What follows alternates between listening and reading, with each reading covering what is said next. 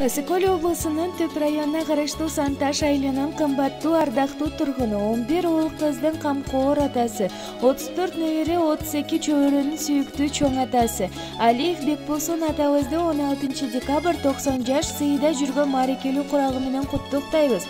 Алтын атам эр жеткирдиң асырап, жарык берип караңгыда чатырап. Жараткандан тилээрибиз биз сизге ден соолукта өмүр берсин бакубат.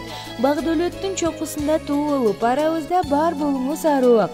Алла Таала тартуулаган жашоонун жакшылыктарында турмушуңуз туруктуу, өмүрүңүз улуктуу болуп, уул кыздардын урмат сыйын көрүңүз. Аскар Тоғыз атабыз узак өмүр каалайбыз. Ар дайым биздин маңдайыбызда ден соолукта жашаңыз деп уул кыздары, небере чөбөрөлөрү куттукташат.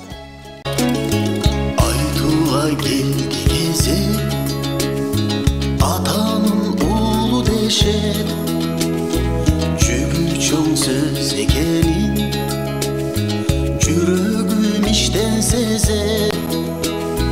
Татыктуу бекенсиң деп заманын сөйлөй кезет. Атаке бай жылт эткен санаңызда, самодон өзүбүздө сагынып калабыз да. Эшиктер биз чоңойгон эркелеп барабыз да. Бактылуу узак жашап бар болуп арабызда.